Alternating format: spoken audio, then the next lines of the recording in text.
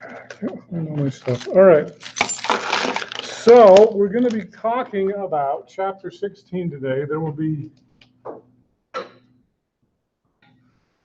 chapter 16, constructing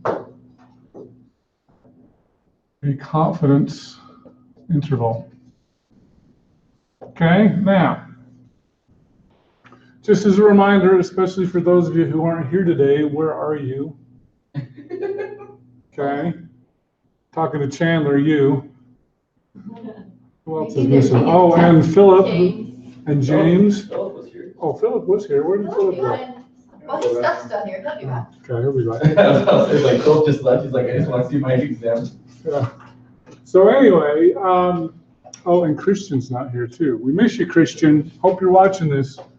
This is this is going to be what you're going to need to figure out how to do on your final project, okay? Now, as a quick reminder on the final project, don't force one person to make all the phone calls. Hopefully this weekend, check your email this weekend. If I hear back from the IRB, we'll try to see if we can get you start collecting your data this weekend. They're going to approve it anyway. But yeah, technically we're supposed to wait for that. So check your email. Hopefully this weekend, if I get back from a note from them, you guys can start collecting data. What'd you say? Yes. Now here's the other thing. What is a phone book? Yeah, what is a phone book? So here's the other thing. Okay. Now, and I'm going to pick on Alex because he's a good student, not because he's bad. But we're going to pretend that Alex is a bad student for a moment, and he flakes out and he does really crappy math, and Bettina's in his group. And she's going to say to me, it's not my fault that Alex screwed up. And I will say, yes, it is, because Alex was supposed to share his data with you, and it's a group project, right? Y'all would love to do a group test now, wouldn't you? Think of this as a group test, okay? If Alex screws up, Bettina's going to get a bad grade. If Bettina screws up, Alex is going to get a bad grade. You guys should be looking at each other's work and making sure that it's done correctly. That's what we say, that 2 eyes are better than one. Some of you have 4 in your group. 4 eyes should be better than 1, right? Okay. That's 2 eyes. So that's 2 eyes. 8 eyes, 16 eyes. I don't know. Get a bunch of eyes. Make sure you're doing it right. Make sure you get it done. Don't procrastinate so people don't, oh, sorry, I got it done, 5 minutes before it was due, so nobody can check your work, and then you screw the whole group, okay? Get it done early so that you can all check it, okay? It's a group project. You're going to get a group grade. If it's done well, you'll all get a good grade. If it's done poorly, you're all going to get a poor grade, okay? Now, also, remember, you can grade each other. And so if, let's say, Aaron doesn't do anything, give him a 0. He doesn't help. Or if he does work hard, give him a 10. It's not, it's all effort. I don't know how hard you guys are working. Jordan hopefully is working hard, but if he's not, give him a 0, okay? So I'm just going to take the average of all your grades, and don't forget, this is a big thing, don't forget to grade yourself, okay? Some of you are harsher on yourself than your group members are, and vice versa. Oh, I worked hard and I didn't do anything. Well, your group's going to let me know, okay? So either way. Okay, so let's talk about, we're going to do, chapter 16, we're going to do a confidence, I'm going to abbreviate CI for confidence interval for mu when sigma is known. Now, just as a reminder, what is mu, what is sigma? Which mean is mu? Don't say mean, that's not enough information. Population mean and population. Population standard deviation. We are also going to do, okay, we're doing it when, okay, mu will not be known, but sigma will be known, okay? We will do a different method when sigma is not known, okay? We're not going to do that today though, okay? Today we're going to do a confidence interval for mu when sigma is known, okay? Now let's talk about the requirements. Number 1, your data comes from a simple random sample. Okay?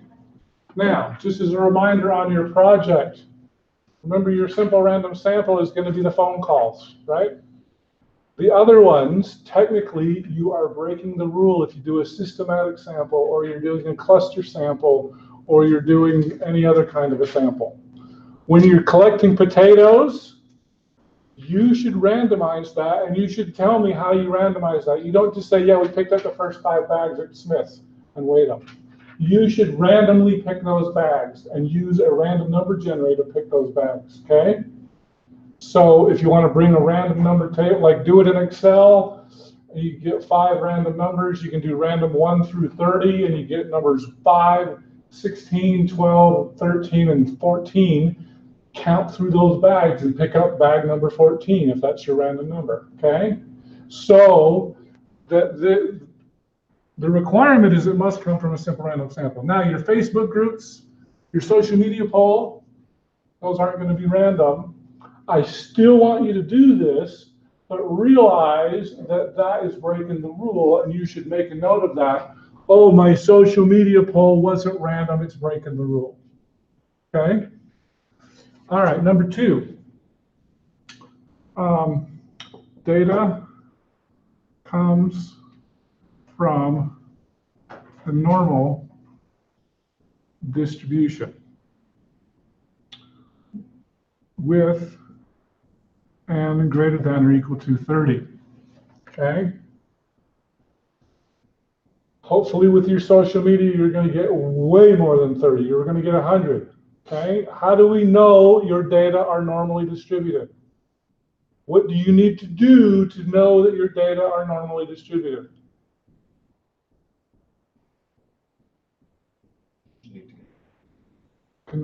No, you don't need to convert it. Don't need to find the correlation. It was on your first test. You've already forgotten.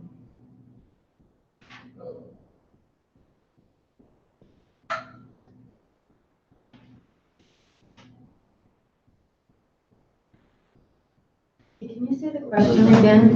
How do you know your data are normally distributed? This is something you're going to need to do for your final project. The area under your curve needs to be 1. You need to have The area under the curve does need to be 1, but we will assume that it's almost always going to be 1, whether it's normal or not. it's called the 66, 597 rule. Kind of the 65, 90, 68, 95, 99 rule. Kind of. What is that kind of based on? Based on a normal curve. So my question is, how do you know your data are normal? How do you prove that to me? Graph. You make what kind of a graph? But what if it isn't? A histogram. Oh. Holy cow, you guys just failed this class. You can't even remember exam 1. That was just 2 weeks ago. Okay, histogram. Do I need to see a histogram on all of your data? Yes. Do I need to see it on your social media? Yes. Do I need to see it on your potatoes? Yes. Your phone calls? Yes. Okay, I need to see that. Okay, need to see a histogram. Now, remember, actually, let's be a little bit sure on that. If you're asking about Donald Trump, do we need a primary? What are we looking for there? What kind of a histogram would I want to know? Because that's a yes/no question, right? Is a histogram on a yes/no question a good idea? No. It's not. What would be a better graph for a yes/no? Pie chart? Anything else? Bar graph. Now, what? Okay, so we'll talk about that in a little bit. But on the potatoes, what should I be seeing? Histogram or the speed limit. Is anybody doing a speed limit? We're probably gonna. Okay. So I will need to see the speed limit of the cars. Now, normal is the most common data, but if you looked at our test scores today, are you guys normal? No, we're terrible. not even close to normal. So don't assume that your data are normal just because you collected it, okay? If your data happen to not be normal, you should say, oh, this is breaking the rule, we're gonna do it anyway. But realize my assumptions are wrong, okay? Would it be a good idea to give the age of people? Would you like to know if your people are normally distributed by age? That would be nice to know. You're not getting too many young people because y'all are young, right? You're going to talk to your grandparents, and so they'll be the two or maybe 4 old people in your whole survey, right? Okay, all right. Finally, rule number 3, sigma is assumed to be known. Okay, now let me ask you a question. On your potatoes, do you guys know what your standard deviation is going to be? Or on your speed limit, are you going to know what it is? And no spells no. Okay, so today's information, while useful, this is probably not going to be what we're going to be using for your poll. Okay? All right. Now, let's talk about a point estimate. So on social media, I mean, what, do the responses have to be from Americans? Well, would that be a good idea?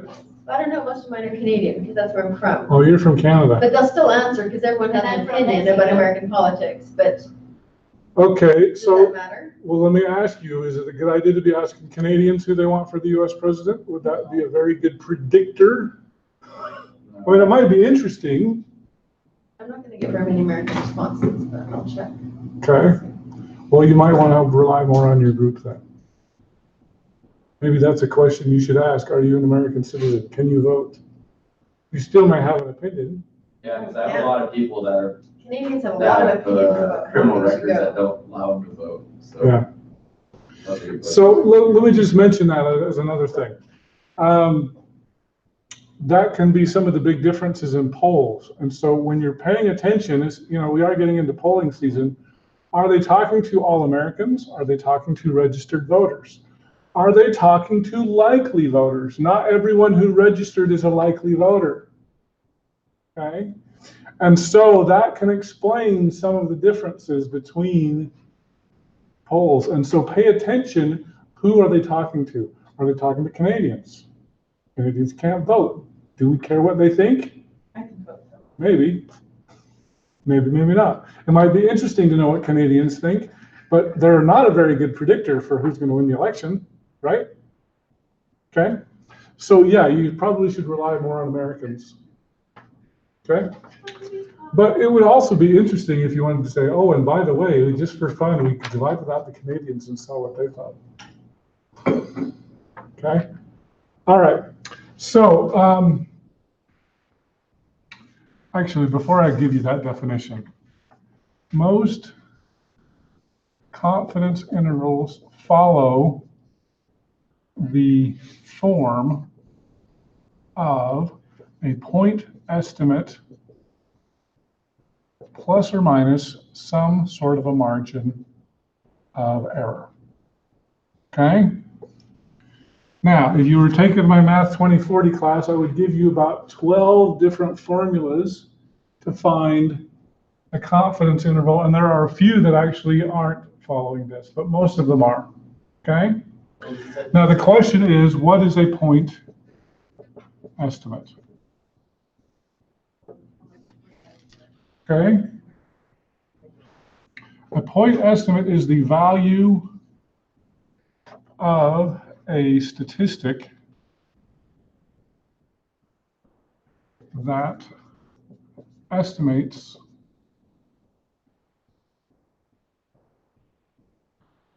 the value of the parameter. Okay? So can you guys give me some examples of a statistic as opposed to a parameter? What would be a statistic?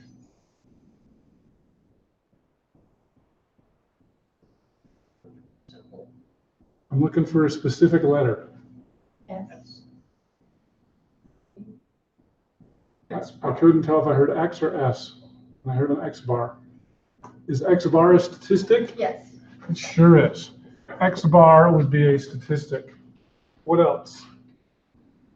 What are some other examples? X by itself. X by itself? No, I wouldn't say.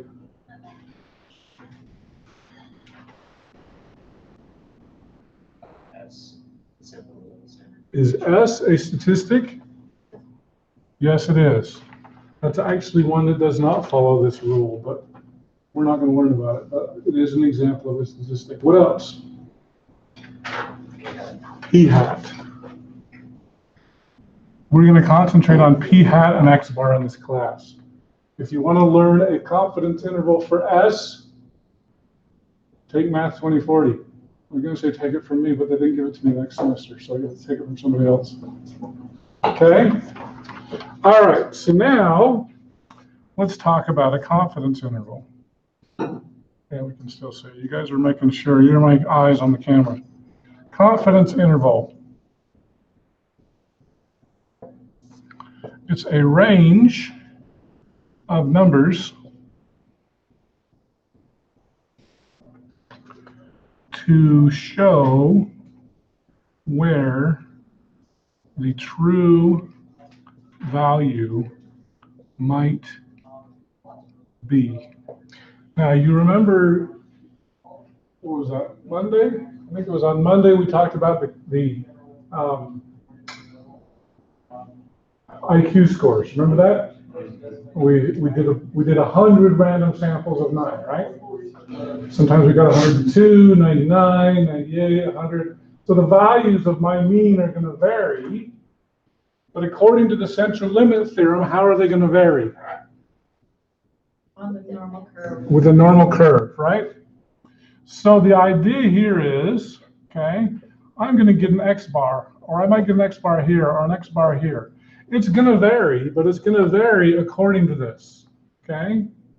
And we know that if I were to take a bunch of samples, X bar would approach what value? 0 in the standard normal, but it would approach the letter mu, right? If I were to do this with P hat, right? I'm going to get a P hat, a P hat, a P hat. It's going to vary, okay? What value will P hat approach? P hat is like X bar. It's the same thing, only we're using proportions instead of means. It will approach the negative side. I don't know exactly. No, what letter would it approach? If X bar approaches mu, what does P hat approach? 1. Zero standard. What letter? X. P. Thank you, Jordan. Sorry, I just been saying it over here over and over. Yeah, but you got to speak up so people can hear So you. samples increase, P hat. I love it when people whisper things and say, "You did." I said that. I know, I'm sorry. So as samples increase, P hat approaches P. Right. Yeah, that's due to what law? CLP. Central limit theorem. Central limit theorem. And the law of large numbers. Right. Perfect. Okay. So the idea here is we're going to get an X bar. We don't know if it's exactly mu or if it's going to vary. Okay. But if I go out 2 standard deviations, what percent of data goes within 2 standard deviations? 95%. Okay. 95%. Okay. So the most common. There's like 90, 95. The most common is a 95% confidence interval. But as the author of your study, some other others are 90%, 99%. Oh, we can't see that in the video. Oh, you can't see that on the video? Thank you. I can't see the top, but here, I'll fix that in a minute. 90, 99%. And by the way, during the 2018 election, I was really surprised because 538.com, which if you're into political polling is the coolest website ever, they actually did an 80% confidence interval for the number of seats that the Democrats would flip. It's an 80% confidence interval. So you could do a 93% if you wanted, but the most common without question is the 95%. Okay? And the idea here is, So is it like 95%? you guys all know the 68, 95, 99 rule, right? Okay? So the idea here is, you're doing your sample here. You don't know if hopefully your X bar is right here, but it could be low, it could be high. But the idea here is, if we say that it's here, if you go out, say, 2 standard deviations, you'll be right 95% of the time. How often will you be wrong? 5% of the time. Now, I have a really interesting thing to show you. But then the If I have time today, I'm going to show it the to higher you you. get on the confidence interval, because I test kids all the time, that's my profession. Okay. I'm always using standardized tests. And the higher, like you will give them a 99% confidence interval, but the ranges are so high, so wide, it's like, well, yeah. Okay, so you're getting into something, okay? Now, But let's everyone talk. wants that confidence interval, but then you tell them. Let's talk about this for a second. What if I only went out 1 standard deviation, right? Then you're only 68%. I would be only 68%, but what about so you can think of, if this is your value here, this is your margin of error, right?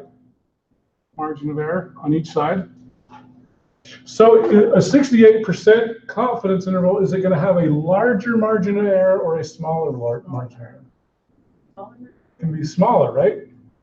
So maybe I could be 95% confident that, and I'm going to pick, I should have picked P because I think you guys would think of this better, that the supporters,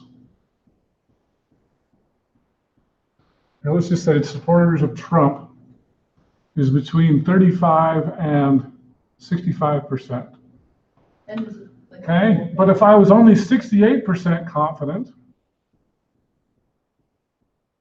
I would have a smaller margin of error, right? This is a 30% margin of error, or well, it's 15, I guess. Got 15 on each side, right?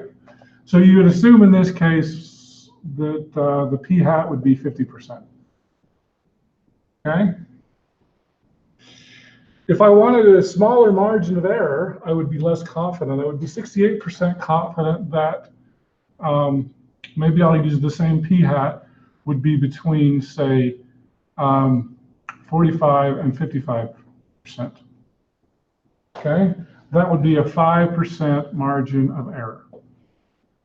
Okay, 50% minus 5 is 45, 50% plus 5 would be 55. Does that make sense?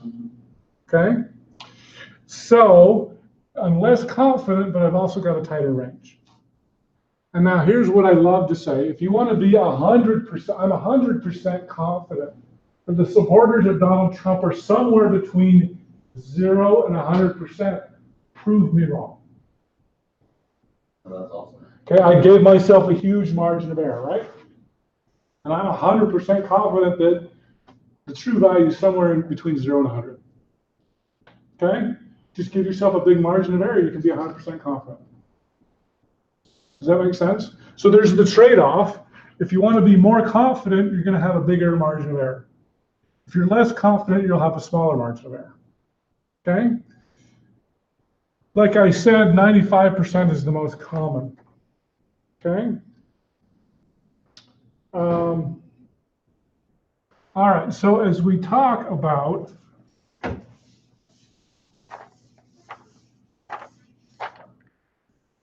margin of error,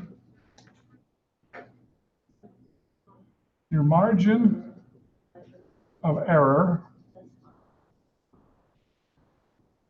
is a measure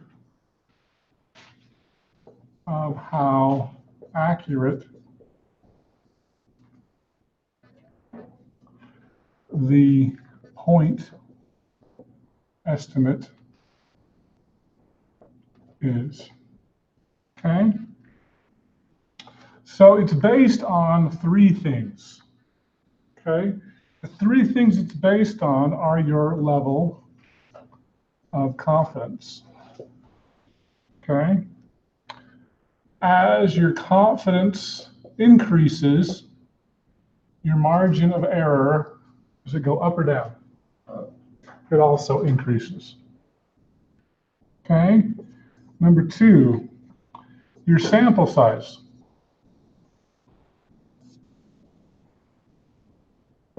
As your N increases, what do you think happens to your margin of error? Say it again, louder. It still goes up. It decreases. Your N is going to decrease, right? Your margin of error will decrease because now you've talked to more people. Okay? So if you want to keep your level of confidence high, just get a bigger N, and that will cause your margin of error to go down. Okay? And the third thing that the margin of error depends on is the standard deviation of the population. Okay? The more variation, the wider the margin of error. ME for margin of error. Okay? And so, sometimes we'll refer to sigma of x bar, okay? This is what we call the standard error, okay? And you can think of that as sigma over the square root of that, okay? So once again, there's another reason why we're dividing it by the square root of that.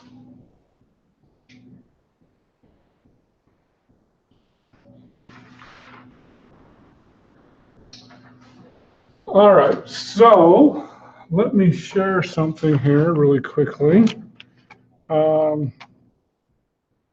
Hopefully I can find it quickly.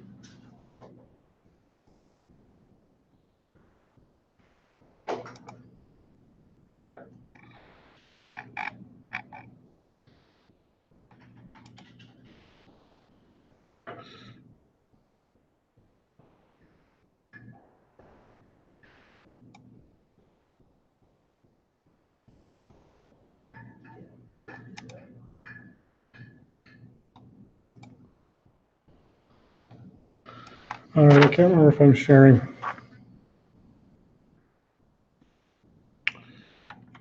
I do not think I'm sharing. Okay, so let me share this with you. You've seen this before. I haven't really pointed this out too much though, okay? Now, I kind of pointed it out last class a little bit here. We have here on the right side, these are probably the most common confidence intervals that you will have and the critical values, okay? So the idea here is, in the middle here is going to be your point estimate, and if you go out 1.645 standard deviations, you will be 90% confident, okay? So I guess at this point I should probably give you the formula that you're going to be using for this chapter. And that is, let me get rid of that, this formula right here, okay? Now, here's the trickiest part of the rest of the class, okay? I'm going to be giving you a bunch of different formulas, okay? Now, in my Math 2040 class, I give you about 12 different formulas. I'm only going to be giving you about 4 or 5. So, but still, the hardest part for students is, how do I pick the correct formula, okay?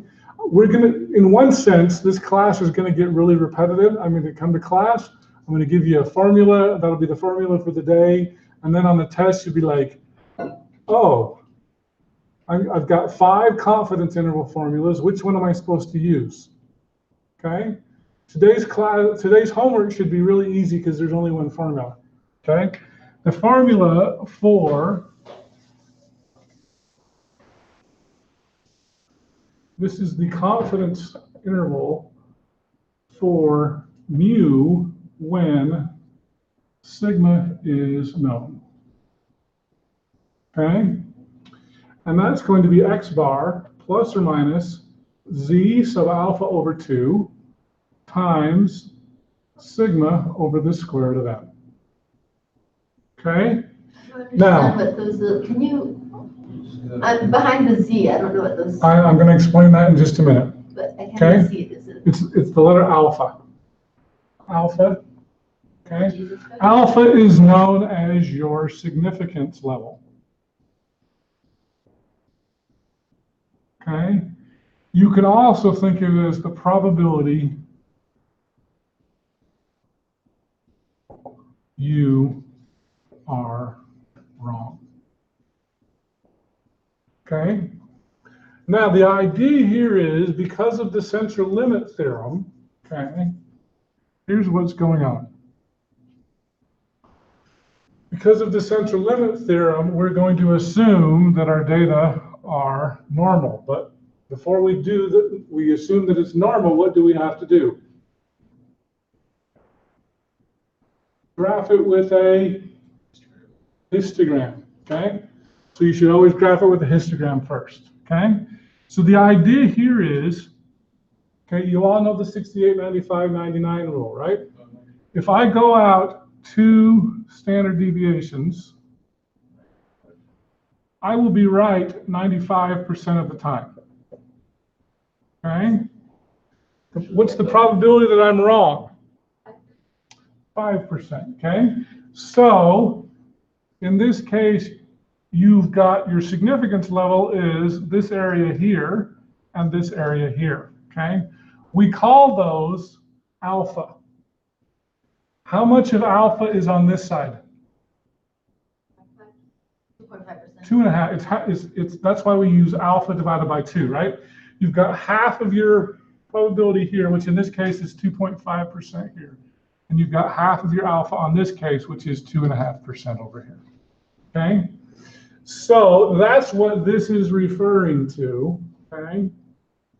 If we're at 95% now, according to the 68, 95, 99 rule, if you go out 2 standard deviations, you're going to be right 95% of the time, you're going to be wrong 5% of the time. A lot of you would be very happy with that score on my test, right? I'd be excited. Okay. Now, if we go back to our formula sheet here, okay, 95%, is it exactly 2? No. No, it's actually 1.96. Okay, so this is actually negative 1.96 and positive 1.96. Okay, now you're probably asking why there was a plus and minus. Well, one of them's minus, one of them's plus. Okay, so to be more accurate, rather than putting a 2 here, I should put 1.96. Does that make sense? Okay. Okay. How Now, much are you going to ding us on that, though? If you put it 2 instead of 1.96. you should put it 1.96. Okay. Okay. Question. Just a quick question. So the 1.96 is the standard deviation? Well, you can think of it as the standard deviation on a standard normal distribution. Okay. So essentially what we've done with this is we've converted this to a standard normal distribution. Okay. All right. So let's do an example. A couple of examples here. Oh, how you doing on time? All right. Okay, so I need to share. I need to stop sharing so you can see me here on the board. Okay, we're going to do this on the board. Now your homework is going to be mainly on paper. We'll do it on paper and we'll do it on the computer. We're going to do it both ways. Okay.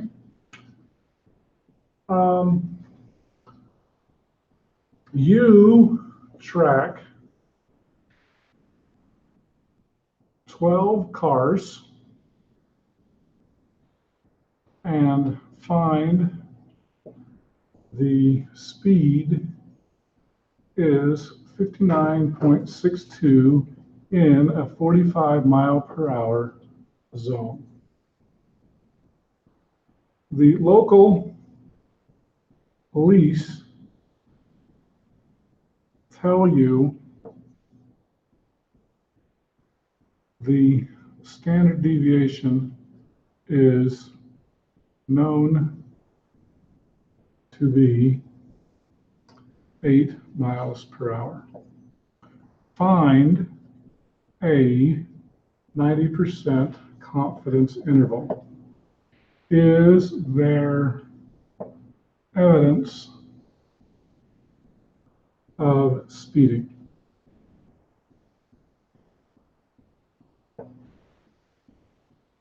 Okay. Now let's talk about this for just a moment. Where is it go? Okay. You're worried about speeding. You tracked 12 cars. Is 12 a very large number? No. No, pretty small. Okay. You're worried you don't want to have a high margin of error, so maybe you're going to go with a 90% confidence interval rather than a 95% margin of error. Okay? So you're working with the police, you're saying, you guys need to patrol here, these people are speeding, somebody's going to die, and they're like, we're too busy. And then you say, well, what's the standard deviation? I'm going to do this myself. I'm going to buy a radar gun, and maybe I'll set it with a sign or something, and I'm going to track some cars. But maybe it's a country road, people don't come by that often. You're there an hour, you only see 12 cars. Okay? No wonder the highway patrol doesn't want to do that. Okay? So, how would we, so let's go through just like we did before. We're going to find a confidence interval, and we want to see from our confidence interval if there's evidence of speeding. Okay? You're tracking 12 cars. What is 12, Sandra? Number N. N is 12, right? Okay. The speed is 59.62, Cade. What is 59.62? Is that sigma? It can be mu. X. Sigma represents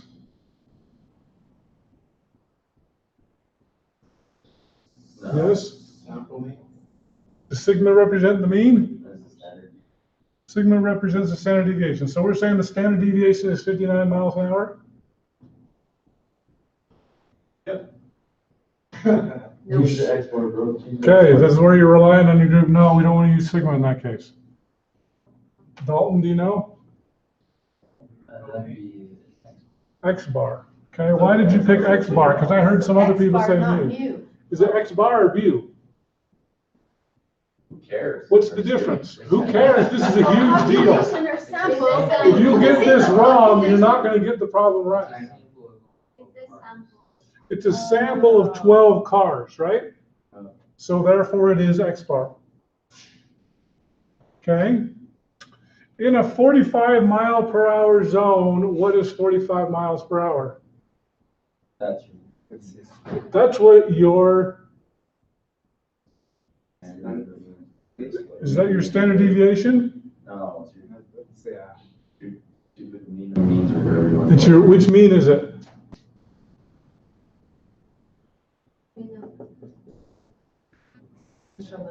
it's a measurement. They populate. No. Looking for a letter. R? No, it's not hard. What is it? B. Mu. Why is it mu and not R? What does R represent? This is the Coefficient correlation. Coefficient of correlation. We're not doing correlation on this problem. So mu is 45. Yes, mu is what the speed limit it's And what what people should should be doing. Okay? It's what the sign says they should be doing. Okay? So this is what the population is supposed to be doing. We don't think they are. We think they're going too fast. Right? And then your sigma is Okay. supposed to be 8. Local police tell you the standard deviation is known to be 8 miles per hour. What is 8? Like now. Is it sigma or S? Yes, because it's local. The local police, Oh, if it's based on mu-45, if they're saying that's the whole population, It's saying the standard deviation. is this a population or a sample? 45 is Or a actually, sample. there should be population. You would think the police would know, right? This should be the population. So I'm going to use what letter? Sigma. Sigma, okay? Standard deviation is known, key phrase there, okay? To be 8 miles per hour. Find a 90% confidence interval, okay?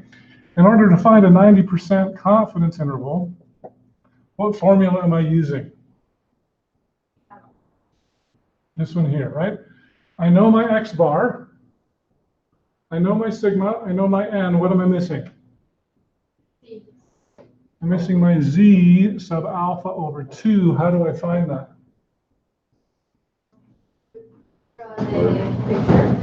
Nope, don't need to draw the picture. Data minus mean. Nope. I'm using this formula here. How do I find my Z? Here's a hint. X minus. Z is equal to N. I mean, Here's a hint. Look at the screen. Like your confidence level thing. My confidence level, critical values. This is known as a critical value here. I want 90% confidence interval. What's my critical value in this case? 1.645. 1.645. Okay.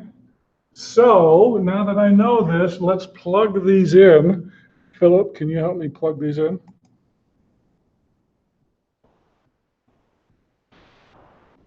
What's X bar in this case? X bar is 59. 59.62 plus or minus. What's Z sub alpha? Zeros of alpha is 1.645. 1.645 times sigma. Alex, what's sigma? Sigma.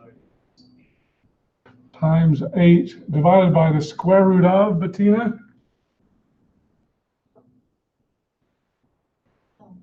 12. My sample size is 12, okay?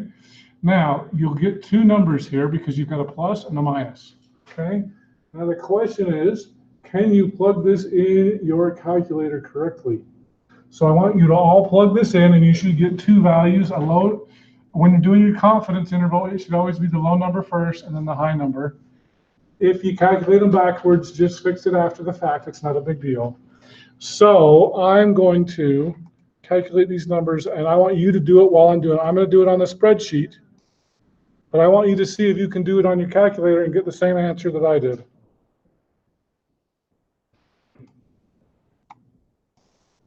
Okay. Maybe there's an online one.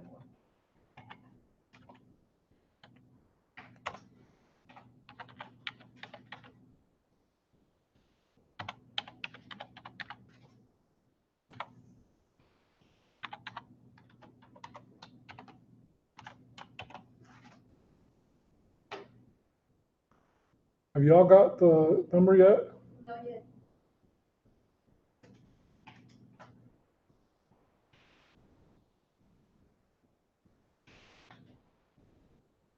Okay. This is what you should have gotten.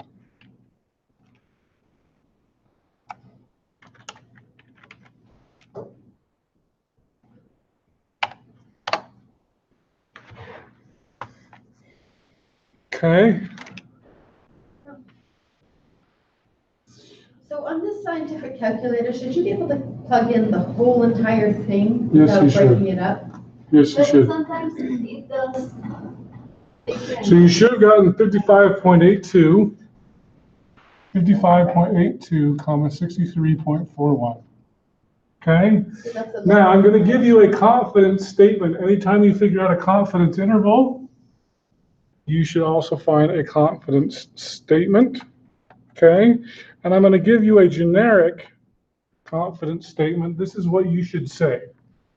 We are blank % confident that blank, whatever you're measuring, is between, and then the low number and the high number. Okay? So, Aaron, it must be your turn. Can you help me fill in the blanks based on the data that we just calculated here? We are, What did we look at that chart again? Was it the top one, 99? what, I don't know. How confident are we? It's on the board. About 90. We are 90% confident that, what are we measuring? The car. The speed of cars is between 5.82 and 63. 55.82 That 41? and 63.41 miles per hour. Okay, now the next question is, let's answer this question. Is there evidence of speeding? Jordan says yes. Why? Yes, evidence. Because even the low Of is speeding. about 45 miles per hour by about. Exactly right. Even your low is above 45 miles per hour. Okay? They might not be going as fast as you said, but on the low side, they're going at least almost 56 miles an hour. They're going 10 miles an hour over the speed limit. Okay? Even with a small sample size of 12. Yes? Where do you get 52 feet to do? Where did I get 55.82? From this equation right here. Plugged it in my calculator. So if you type in your calculator, you should type in 59.62 minus 1.645 times 8 divided by the square root of 12. And if you didn't get that, then you need to practice with your calculator better. Now, really quickly, I know we've got 5 minutes left. I'll save my spreadsheet for another day. But you remember that what we did last class with the IQ scores? Here's what I'm going to do. I'm going to do this super fast. Okay. Just for fun. Okay. I'm going to do rand between, and I know I'm going to go too fast, but we've only got 5 minutes left. I just want to illustrate a point here. 75 and 125. Okay. I'm going to go over here, 3, 4, 5, 6, 7, 8, 9. I'm going to go down 100 rows. I'm going to copy and I'm going to paste special so they don't keep changing. I'm going to find the mean equals average of this row here. Okay. And then I'm going to go down 100 rows. So this first row I got 98. Okay. Okay. Now really quickly, I'm going to find the population mean. Population mean, which is the mean of all 900 students here.